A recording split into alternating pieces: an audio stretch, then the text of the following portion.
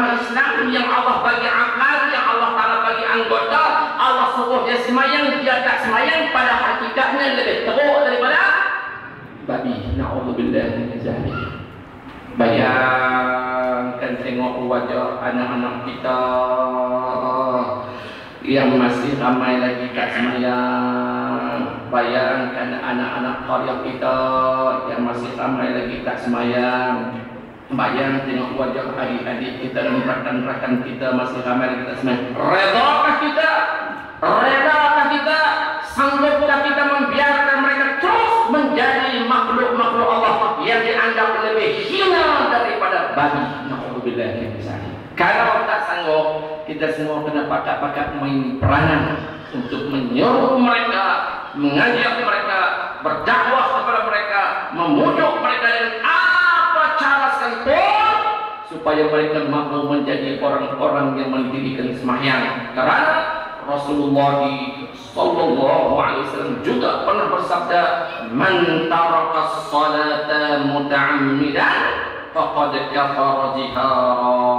Sesiapa yang meninggalkan sembahyang dengan sengaja, yakni mengingkari tentang kefarduan dan kewajiban sembahyang, kata Nabi, faqad, maka sesungguhnya kafara jihara, teranglah, nyatalah, jelaslah orang itu orang kafir. Kalau kafir sudah pasti lebih hina daripada anjing, sudah pasti lebih hina daripada babi, sebab babi dan anjing bukan kafir, mereka makhluk Allah. Justru itu menjadi suatu kewajiban kepada kita semua yang hadir pada malam ini untuk menyuburkan keazaman dalam hati kita, untuk menjadi ejen penggerak untuk mengajak seluruh umat Muhammad SAW mendirikan sembahyang. Insya-Allah kita kena main peranan. Ibu-ibu, bapak-bapakku sekalian, pakcik-pakcik nak tahu kisah Nabi, cara makan Nabi, cara tidur Nabi, pedang Nabi, cincin Nabi, baju Nabi, serban Nabi, senyum Nabi, tidur Nabi, macam mana Nabi buat, semua ibadat Nabi, semua tercantum di dalam kitab Syama'il Muhammad sallallahu alaihi wasallam, kepribadian Rasulullah sallallahu alaihi wasallam. Dalam rumah kita banyak koreksi-koreksi majalah wanita ada, majalah resepi tak pernah tinggal setiap bulan, Masya Allah. Majalah Anjung Seri pun beli juga, majalah Taita pun beli juga, yang minat memancing majalah mancing beli juga, majalah gila-gila pun beli juga, Nono pun beli juga, macam-macam majalah kita beli, susun pula cantik-cantik. Satu keluaran pun kita tak pernah miss, tak pernah tinggal. Tetapi kita kena muhasabah diri. Pasal apa? Dalam koleksi buku-buku, majalah-majalah, bahan bacaan dalam almari rumahku, satu buku pun tak ada yang menceritakan tentang kepribadian Rasulullah SAW.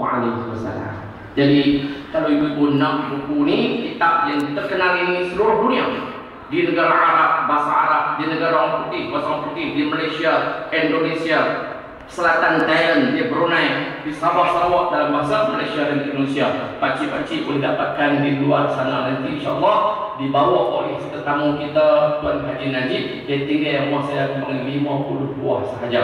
Kalau pakcik-pakcik nak dapatkan terhad 50 buah, jumpa Pak Long Nasir kita lepas daripada kita semayang nanti, insyaAllah. Tuan-tuan perempuan, malam ini saya tak mau ulas panjang-panjang sampai pukul 9 sebab kita nak semayang Isya. Lepas semayang Isya nak ajak semayang sunat hajat. Pakcik-pakcik, makcik-makcik, niatlah dalam hati masing-masing nak ajak apa malam ini. Moga-moga dalam pertemuan kita yang ramai-ramai ini, Allah Ta'ala makbulkan permintaan kita dan kita semayang hajat berjamaah.